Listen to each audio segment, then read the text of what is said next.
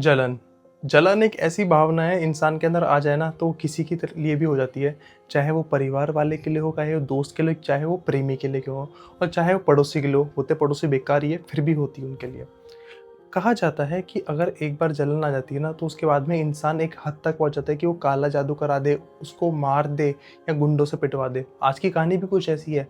आज की कहानी सुरेश की। बट वीडियो स्टार्ट करने से पहले ना मैं आप लोगों को एक चीज़ बताऊंगा कि आज की कहानी के अंदर थोड़ी सी लैंग्वेज ऊपर नीचे यूज़ हो सकती है। तो प्लीज़ अगर आप इस तरह की लैंग्वेज नहीं सुनते या फिर कभी अनुभव भी नहीं लिया ना तो प्लीज़ इससे दूर रहिए। और अगर आपकी हैबिट में है तो ये चीज़ें, तो आप इस वीडियो बने रहो। और हाँ, तो दोस्तों स्टार्ट करते हैं वीडियो को। तो दोस्तों स्वागत है आपका हॉन्टेड विरासत में। मैं जय कुमावत आज फिर से आप लोगों के लिए एक धुरंधरबाज कहानी लेके आ चुका हूँ।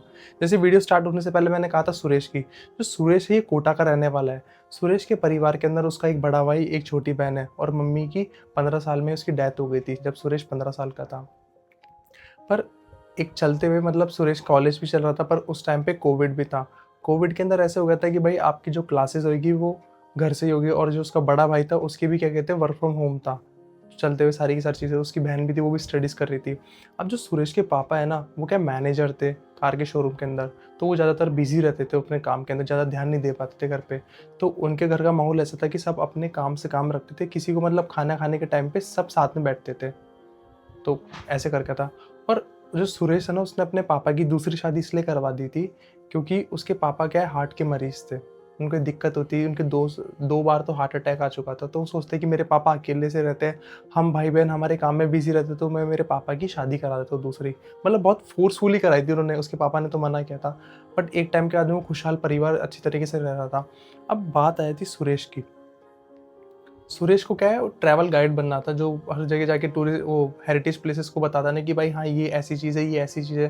सपोज मान लो जयपुर का हवा महल है तो वो हवा महल के सामने जाके बताएगा कि भाई ये हवा महल है, इसके अंदर इतनी सारी खिड़कियाँ किस कारण लगी हुई है, क्योंकि यहाँ पे जो अंदर औरतें थी ना वो बाहर स्ट्रीट के अंदर फेस्टिवल होती थी इसलिए देख पाए। ये तरीके एक तरीके का ऐसा था इसके अंदर एग्जाम्पल। तो इस तरीके वो करना चाहता था कोर्स इसका पूरा का पूरा। अब उसकी क्या ऑनलाइन क्लासेस भी चलती थी सारी सारी, और वो क्या फ़ोन के अंदर ही अपने बिजी रहता था वो, कि भाई अपने फ़ोन के अंदर ही मगन होना। उसकी बहन भी अगर उसके रूम में आती किसी काम से तो उसकी बहन को भी भगा देता है कि प्लीज़ तू भी बाहर जा, मेरी ऑनलाइन क्लास चल रही है। मतलब हर बार ही ऑनलाइन क्लास चलती थी। उसका जो बड़ा भाई था वो वर्क फ्रॉम होम तो करता ही था, तो उसको मतलब भी नहीं था किसी से। खाना खाने के टाइम पे सब साथ में बैठते थे। अब सुरेश क्या धीरे धीरे पागल एक तरीके से वैसे आदत करने लग गया। अब उसकी दुनिया फ़ोन ही बन गई। खाना भी छोड़ने लग गया, मतलब भी नहीं रखता अब तो किसी से।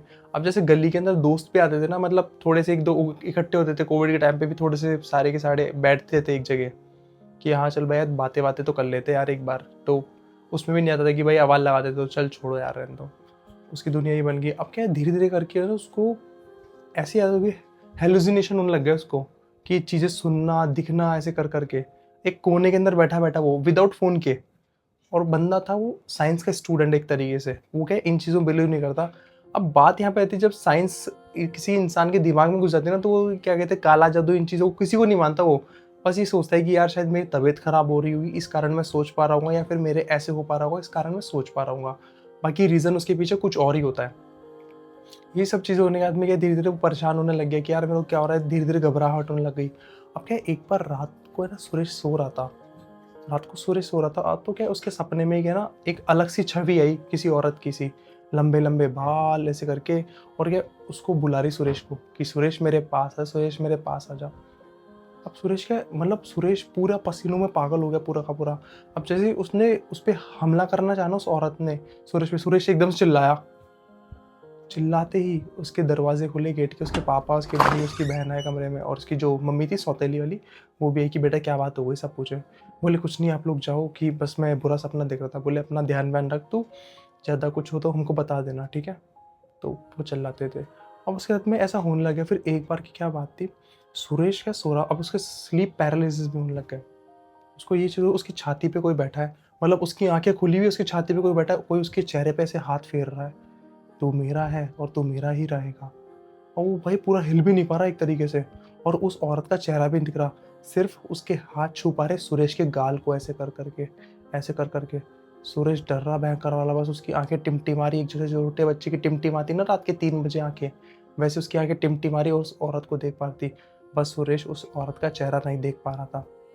सुरेश वापस पूरी जोर से चिल्लाने की कोशिश कर रहा था पर उसके हाथ पैर बिल्कुल भी नहीं पा, ना वो कुछ बोल भी पा रहा था, बस वो ऐसे करते करते वो सो गया। फिर वो सुबह उठ के सोचा कि भाई वो क्या था मेरे साथ रात को, समझ में नहीं आ रहा उसको। अब क्या, सुरेश का एक ऐसा टाइम आ गया था, उसको अपने कॉलेज के अंदर जाके प्रेजेंटेशन शो करनी थी कि भाई मैंने इस चीज़ पे काम किया है, आप लोग मेरी प्रेजेंटेशन देखिए। बाहर से लोग बाग आए थे।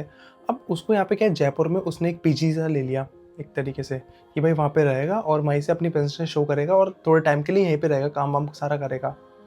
अब क्या, उसने प्रेजेंटेशन शो कर दी अपनी, की सारे उसकी वाह वाह हुई कि यार आपने बहुत अच्छा वर्क करा है इस पे, हमने जो आपको सिखाया एक तरीके से आपने उस पर सारा का सारा काम किया, और ये चीज़ हो गई सारी की सारी।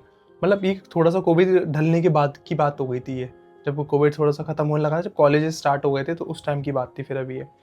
अब बाद में क्या हुआ, वो अपने जब पीजी में वहाँ पे रहता था ना, तो वहाँ पे क्या कहते हैं, वो अजीब तरह की हरकतें करता था, किसी से बात नहीं करता था। कोई भी लड़कियाँ बैठी रहती थी ना, तो उनसे ना क्या कहता था, ए बूढ़ी आंटी हो, ए आंटी जैसी शक्ल की, तुम ऐसी कैसी बैठी हो। वो बोलती एक्सक्यूज़ मी यार, आप कैसी कैसी बातें कर रहे हो, मतलब कैंटीन के अंदर। वहाँ पे ऐसा था कि एक पीजी हॉस्टल लिए था और गर्ल्स हॉस्टल लिए था, और जो उनकी कैंटीन थी ना कंबाइन थी एक तरीके से। तो कैंटीन के अंदर ये सारी लड़कियाँ भी आती थी, तो उन लड़कियों को भी उल्टा सीधा कह देता।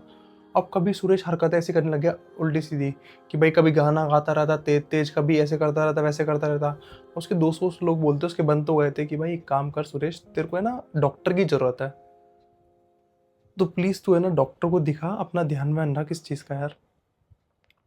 अब सुरेश ऐसे बोलता है कि भाई नहीं नहीं, ऐसे तुम गलत कह रहे हो, ऐसा कुछ भी नहीं है यार, मैं ठीक हूँ मेरे एक तरीके से।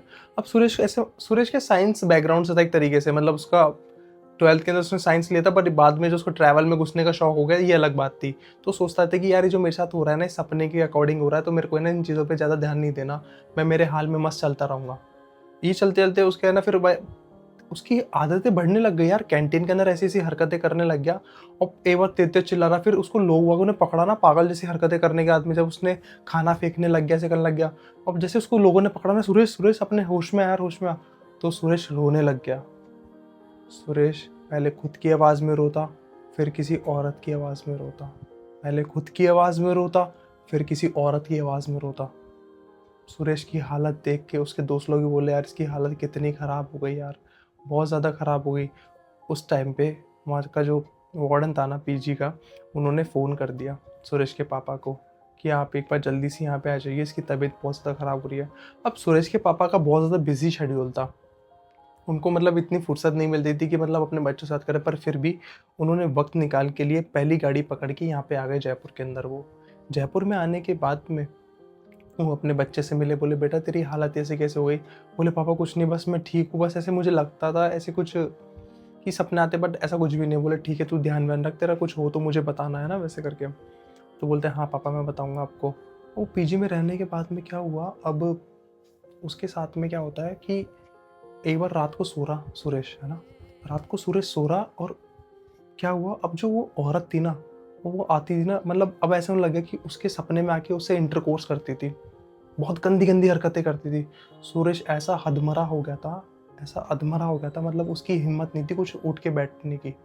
और जब वो सुबह उठता था ना, तो उसके कपड़े गंदे मिलते थे उसको, मतलब एक तरीके से समझ रहे हो ना आप लोग, वही।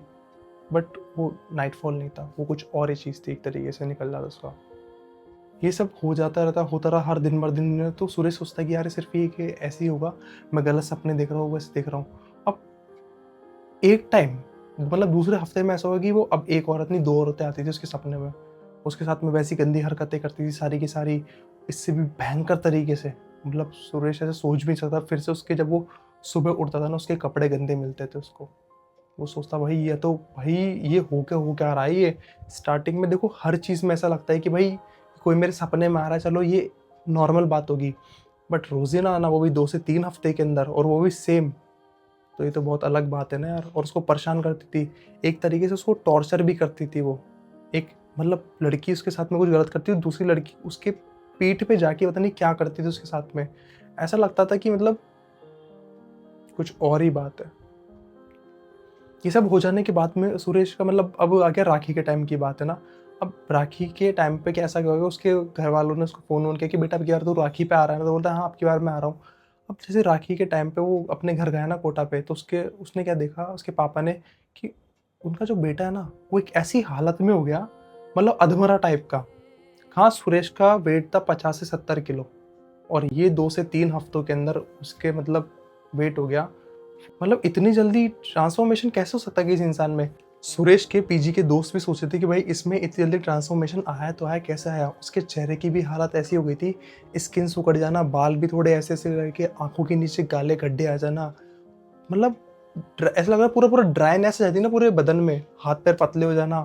वो देख के वो बोले भाई इसको हो तो हो, क्या हो गया? घर पे गया, उसके पापा उसको देख के ऐसे थोड़े से उदास से हुए कि बेटा तेरी ऐसी हालत कैसे हो गई? हैं, उसके पापा रोने लग गए उसको देख के। मतलब उसकी मम्मी का इतना मन नहीं था उस पे, पर फिर भी उसकी मम्मी बोली कि बेटा तुम्हारे क्या हो गया? एक फ़ॉर्मेलिटी के रूप में पूछती ना, देखो सौतेली मम्मी सौतेली होती है और अपनी मम्मी अपनी होती है। वो अलग बात है, उसकी मम्मी ने ऐसे पूछा कि भाई तेरे से क्या हो गया? उसके भाई-बहन भी देखे उसको कि भाई इसकी हालत तो बहुत ख़राब है। तो फिर वो सोचता है कि मैं मेरे पापा को बताता हूँ इस चीज़ के बारे में, घर पे शेयर करूँगा तो क्या पता घर वाले मेरे को कुछ अलग ही समझें। उनके सब घर के अंदर सभी साइंस बैकग्राउंड से थे, तो वो इतना ज़्यादा वो हर एक चीज़ को मानते थे कि ये साइंस है इसके पीछे, क्योंकि उनको विश्वास नहीं होता था किसी भी गलत चीज़ के अंदर। जब वो लोग किसी चीज़ को मानते ही नहीं थे तो अपने पापा को बताया, पापा देखो ऐसी-ऐसी बात है, ऐसी-ऐसी चीज़ है, तो मेरे साथ में ऐसा-ऐसा होता है। तो बोले बेटा तू चिंता मत कर, मैं हूँ ना, मैं देखता हूँ, है ना। अब सुरेश को भी नॉर्मल लग रही थी बात, तो सुरेश के पापा उसको किसी आयुर्वेद डॉक्टर के पास में ले गए और बताया कि मेरे बेटे के साथ ऐसी है। अब कुछ टाइम के लिए उसकी सारी की सारी बीमारियाँ दब गई, पर ऐसा होना तो नहीं था। उसके साथ में उसको क्या पता आगे जाकर इससे ज़्यादा और बुरी चीज़ हो जाएगी। अब अमावस्या की रात आई। अमावस्या की रात में क्या होता है, मतलब वो अपने राखी बना के पीजी चल जाता है। पीजी जाने के बाद में क्या होता है, अमावस्या की रात आती है। अमावस्या की रात पे उस पे ये चीज़ इतनी हावी हो जाएगी ना, सुरेश ने कभी सोचा नहीं था। अमावस्या की रात के ठीक 12 बजे वो औरतें उसके सामने खड़ी हो गई, दिख गई उसको।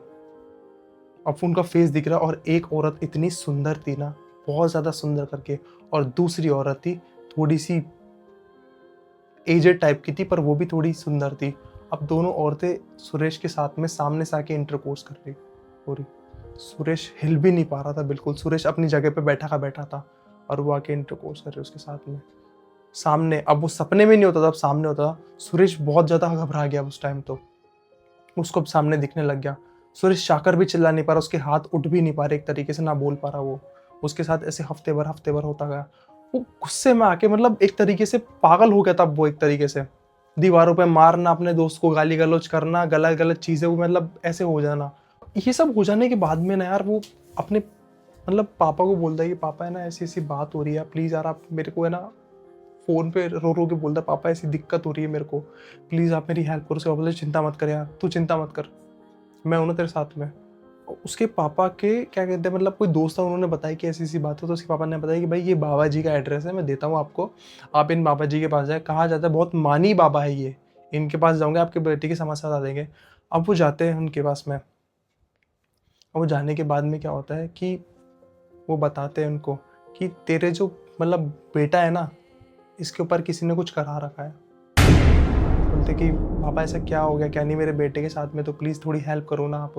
बोले मैं हेल्प तो कर दूंगा, बट एक चीज़ बताओ कि कुछ और चीज़ भी है क्या इसके साथ में जो हुई है? बोले नहीं बाबा नहीं, ऐसा कुछ भी नहीं है। तो वो चल जाता है अपने बाबा के पास में, मतलब तो बाबा बताते हैं कि तुम्हारे बेटे पे किसी ने काला जादू वादा जादू करा हुआ है। तो उनकी बातें सुन के थोड़ा सा बाबा उन्हें कुछ देते हैं कि एक काम करो, ये ताबीज़ है, ये ताबीज़ बांध के रखो थोड़े टाइम के लिए। अभी मैं इंस्टेंट नहीं करूँगा ये चीज़, एक तरीके से थोड़े टाइम के लिए ये चीज़ दब जाएगी और ज़्यादा, फिर अपन इसका परमानेंटली इलाज कर देंगे। तो वो क्या करते हैं, मतलब फिर वो सोचते हैं कि ठीक है बाबा, मैं आप मुझे ताबीज़ दे दीजिए, मैं मेरे ना बच्चे के बांध देता हूँ, और भभूत होता है ये दे दीजिए, मैं लगा दूंगा। तो वो देता है, अपने बच्चे के टाइट करके बांध देता है वो, बहुत ज़्यादा टाइट। तो करके अपने बच्चे के 2 ताबीज़ देते हैं, एक हाथ पे, एक गले में, दोनों, कि अगर एक खुल जाए तो दूसरा तो रहेगा। बोले बट एक बात याद रखना, इस ताबीज़ को चाहकर भी, कुछ तुम घूमने जा रहे हो, कुछ भी कर रहे हो फैशन वैशन के तौर पे, कहीं लगे बेकार ओल्ड टाइप का, तो बिल्कुल भी मत हटाना। बाद में मैं कुछ भी नहीं कर पाऊँगा अगर ये चीज़ तुम्हारे बेटे पे वापस हावी हो जाएगी तो। तो बाबा से वादे करके वो आ जाते हैं कि हाँ ठीक है। अब जब वो जाते हैं ना यहाँ से, तो वो बोलते हैं कि सुरेश के पापा कि बेटा देख, मैं तेरे को अकेला नहीं छोड़ सकता, मैं तेरे को अपने यहाँ पे रिलेटिव्स हैं, मौसी, उनके घर पे छोड़ दूँगा मैं तेरे को। अब क्या होता है कि मौसी के दिन हँसी खेल वो रहता है, अच्छी तरीके से सबसे बात करता है, पड़ोसियों से, सबसे। अब वहाँ पे जाने के बाद में क्या होता है कि अब एक ऐसा टाइम आता है कि भाई सारे के सारे लोग हैं ना, मतलब वो होते हैं ना कि मौसी मान लो, नानी मान लो, सबके घर पे अपन कज़न एक जगह सारे के सारे रुकते हैं। तो वहाँ पे क्या है, मौसी के ऐसा था कि एक बेटा एक बेटी थी और पड़ोस में एक लड़की रहती थी कि वो भी है ना घूमने फिर मतलब खेलने के तौर पे सब एक जगह आ जाते थे वो सारे, मतलब बात करने के लिए हंसी मजाक में। तो बोलते कि चलो यार अपन है ना सब एक जगह यहीं सोएंगे यार, बातें बातें करते हैं लेट सारे के सारे। तो अब क्या है, एक ही बड़ा सर का रूम था, सबके अलग अलग बेड थे वहाँ पे। तो बच्चों के मतलब एक तरीके से सुरेश के और सुरेश की मतलब मौसी के बेटा बेटी और पड़ोस में जो लड़की थी वो भी वहीं पे आके रुक गई थी आज, है ना। तो सारे के सारे रुक गए वहाँ पे। क्या हुआ कि रात के टाइम के मतलब एक दो दिन मतलब एक दो हफ्ते हुए तो वहाँ पे रह रहा है, उसको खुशी खुशी हो रहा वो। अब क्या हुआ, उनका कहीं जाने का प्लान हो रहा कि घूमने फिरने का, कि है ना कि चलो अपन घूमते फिरते हैं ना। वो बोलता है कि एक काम करता हूँ, पहले है ना मैं रेडी होके आता हूँ, एक काम करता हूँ। अब एक्साइटमेंट के चक्कर में है ना वो क्या होता है कि नहाता रहता है। तो वो बोलता है कि यार ये गले में है, इसको थोड़ा उतार के मैं रख देता हूँ। जो साबुतदानी होती है ना वो जैसे अपन जिसमें उतार के रख देते हैं, तो उसमें उतार के रख देता है अपने गले का ताबीज़। उसको उतारने का तो बोलता है ये हाथ में भी है तो ये भी उतार के रख देता हूँ। उसने दोनों ताबीज़ उतार दी है। ठीक उसी टाइम पे उसको पता नहीं था उसके साथ में क्या होने वाला है। वो क्या हुआ, उसने जैसे ताबीज़ दोनों उतारे ना, उसके ऊपर वो चीज़ वापस हावी हो गई। उसकी आंखें एकदम से लाल हो गई सुरेश की, बहुत भयंकर तरीके से, जैसे कोई गाढ़ा रंग आंखों में छड़ गया ना, भयंकर वाला। मतलब एक चटका रंग होता है ना आंखों में, वो छड़ गया उसके। अब सुरेश को पता नहीं था उसके साथ में क्या होगा, बस फिर भी वो नॉर्मल था एक तरीके से, उसको पता नहीं था पर उसके अंदर ये चीज़ आ गई। अब वो गया, बोलता है कि चले अपन सारे के सारे लोग, बोले हाँ चलो भाई घूम फिर के आते हैं। वो वापस पहनना भूल भी गया उनको, वो वहीं की वहीं रखी रह गई। अब क्या हुआ, वो घूम फिर के अगर रात को क्या वहाँ पे आके सोए वापस। मतलब एक होता है कि मतलब क्लब लब में नहीं, ऐसे मतलब मार्केट साइड में घूम के आना ऐसे। अब वो आके वहाँ पे सो गए रात को। रात को क्या हुआ, वो औरतें वापस एक तरीके से, जैसे मैंने बताया था 2 औरतें थी वो। अब जैसे सारे के सारे कमरे में सो रहे थे ना, उसने ऐसी हरकत कर दी थी, इसके बाद वो किसी से नज़रें नहीं मिला सकता था। इतनी घिनौनी हरकत हो गई थी उससे, पर उसकी भी गलती नहीं थी ये, सुरेश की भी। जो रात के टाइम पे क्या हुआ, वो बैठा हुआ एकदम से बेड के ऊपर है ना, वो सामने क्या देखता है कि जो उसकी मौसी की लड़की पड़ोसन थी ना, वो उसको सीड्यूस कर रही थी, खुद की तरफ रिझा रही थी, बुला रही थी। अब उनके अंदर, उन दोनों लड़कियों के अंदर, उन दोनों लड़कियों की आत्मा आ गई एक तरीके से, मतलब हावी हो गई वो। उन्होंने उन दोनों के साथ इंटरकोर्स कर लिया सुरेश ने। मतलब उसकी एक तरीके से कज़न सिस्टर थी वो, उसके साथ में कर दिया और उसको पता भी नहीं चला सुरेश को, और उन दोनों लड़कियों को पता नहीं लगा। पर सुरेश जब सुबह उठा ना, तो सुरेश को पूरा पूरा पता था कि मेरे साथ में ऐसी चीज़ हो गई, अब मैं इनसे कैसे नज़रें मिला पाऊंगा। पर वो दोनों लड़कियां अपनी जगह पे सोई हुई थी, उनको भनक भी नहीं थी उनके साथ में क्या हुआ ऐसा। वो सुबह उठी, सबसे नॉर्मल बात करी। अब सुरेश एक कोने में जाके रो रहा है कि मैंने मेरी बहन के साथ में ऐसा गलत किया, ऐसा गलत किया, अब मैं किससे क्या ही बोलूँगा, मैं किसी से नज़रें नहीं मिला पाऊंगा। फिर थोड़े टाइम बाद में, एक दिन बाद में उसके पापा होते हैं कि बेटा चले अपन। तो बोलते हैं हाँ पापा है ना, अपन चलते हैं यहाँ से, है ना। अब तो है ना मेरे क्या कहते हैं, मेरे को और प्रेजेंटेशन देनी है मेरे वहाँ पे कॉलेज के अंदर, तो अपन यहाँ से चलते हैं। तो उसको ले जाते हैं वहाँ पे। तो फिर उसके पापा की नज़र जाती है कि तेरे ये हाथ पे ताबीज़ था और गले पे ताबीज़ था, ये कहाँ पर है। बोले पापा, फिर उसको आती है उसके पापा, फिर वो बोलते हैं कि बेटा तूने कहाँ पे खोला मुझे बता। तो वो लेके आते साबुदानी में, मतलब वहाँ पे रहता है तो बाथरूम में जाके लेके आते हैं बांध इसको। पर एक बार जो चीज़ खुल जाती है ना, उसको बांधने के बाद में मौका नहीं है, बाकी अगर ख़राब तो हो ही गई ना वो। तो उसके बाद में वो वापस उन बाबा के पास में जाते, बोलते कि बाबा मेरे बच्चे के साथ में वापस कुछ गलत हुआ है, ये मुझे बता नहीं पा रहा, पर आप पूछोने से क्या क्या हुआ ऐसे क्यों इसके हाथ में। वो बाबा के पास में ले आते, बाबा से बात करते, तो बाबा खुद ही कहते हैं कि बेटा सुरेश, मैं जानता हूँ तेरे साथ में बहुत बुरा हुआ है, तूने गलत काम भी किया है, बट वो तेरी गलती नहीं थी, तेरे को रिझा रिझा के कराया गया है ये, तेरी 1% गलती नहीं है, तू अफसोस मान रहा होगा, तेरे इस दिल पे बोझ होगा अंदर की तरफ कि भाई तेरे से गलती हो गई, बट सुरेश ऐसा मत सोचे तू, मैं तुझे बताता हूँ पूरी की पूरी बात क्या थी। आप बैठ यहाँ पे। उसके पापा और सुरेश बैठ जाते सामने। उसके पापा को सारी की सारी बात बताता है कि आपके बेटे के ऊपर कोई क्रिया कराई भी गई है, और ये क्रिया कोई बाहर से नहीं, आपके अपने ने कराई गई है। बोले वो कैसे। बोले आपके पापा के बड़े भाई के वाइफ ने कराई गई है। अब उनके ऐसा था कि जो उसके पापा के बड़े भाई थे ना, उनके ऐसे था कि परिवार के अंदर अलग अलग प्रॉपर्टियाँ थी। उनके कोई मतलब 2,500 बीघा करके और 2 पेट्रोल पंप और एक रेस्टोरेंट ऐसा था, और उनके क्या करके आई थी 1,500 बीघा करके और एक रेस्टोरेंट एक पेट्रोल पंप। मतलब देखा जाए तो सुरेश के परिवार फाइनेंशियली बहुत अच्छा भी था, खुद तरह मतलब खानदानी ज़मीनें भी आई और सब चीज़ें भी आई और उनके पास भी आई, बट पापा के बड़े भाई के वाइफ की नज़र थी जो इनके परिवार पे थी। अगर ये सारे के सारे लोग मर जाते ना, तो ये सारी की सारी प्रॉपर्टी हो जाती उनकी। पहली वाली वाइफ के मरने का कारण भी यही था। उसकी वाइफ की जो डेथ हो गई थी ना पहले वाली की, वो भी इसका था। वो कोई नेचुरल तरीके से नहीं हुई थी, उसके ऊपर भी क्रिया कराई भी गई थी। पर बोलती ये कैसे हुआ? बोले दरअसल ये क्रिया कराई गई थी आप पे। अगर आप मर जाओगे, ये सुरेश के बाबा कहता है, अगर आप मर जाओगे तो आपकी फिर प्रॉपर्टी के ये होंगे, पर इन बच्चों को संभाला नहीं जाएगा, तो ये अपने उनको दे देंगे। तो पर आपका विश्वास था बजरंगबली में, आप बजरंगबली में मानते थे, तो आपके ऊपर ये चीज़ आई नहीं, तो ये चीज़ आ गई आपके बच्चे के ऊपर। तो ये चीज़ का इफेक्ट पड़ा। पर बजरंगबली की भी ऐसे कर पाती, ये बच्चे की भी मृत्यु हो जाती, वो भी इतने गंदे तरीके से। बट आप लोग इसको नेचुरल मानते थे। गंदा तरीका मतलब वही सारी की सारी चीज़ें, सेड्यूस करना, इंटरकोर्स करना, इससे भी बदतर तरीके से। के साथ में 2 औरतें। बोले कौन कौन सी? बोले एक जो सेक्स की तलब रखती है बहुत ज़्यादा, और दूसरी जिसको सिर्फ इतना ज़्यादा खून प्यारा है ना। और जो याद है आपको दोस्तों, मैंने दूसरी औरत का जिक्र किया था जो उसके पीठ पे कुछ करती थी, तो वो उसका खून चूसती थी पीठ पे से। तो ऐसे थे आपके 2 औरतें उसके हाथ में। बोले ये आपके ऊपर आती क्रिया ये सारी की सारी, बट वो सारी क्रिया गई आपके बेटे के ऊपर। आपके बेटे का ये मानना था साइंस के ऊपर, बट ऐसा नहीं होता, चीज़ें रियल में भी होती है। सुरेश के पापा की बजरंगबली में आस्था ही उनको बचा के रख रखी थी, पर उन्हें ये नहीं पता था कि ये आस्था इतनी बढ़ जाएगी कि उनके बेटे पे नहीं आ पाएगी, बल्कि उनके बेटे के ऊपर कोई और चीज़ हावी हो जाएगी। उनके बेटे को फिर बाद में ताबीज़ दिया गया वापस, और उन्होंने कहा कि ये काम करो, आप बजरंगबली की वहाँ पे जाओ मेहंदीपुर में, वहाँ पे आपके बच्चे का इलाज हो जाएगा एक पूरा परमानेंटली। मैं तो अभी इसको थोड़ा शांत कर दूंगा, पर वहाँ जाऊँगे। वहाँ पे जाने के बाद में उसके ऊपर से थी जो दोनों की दोनों वो चल गई वहाँ पे।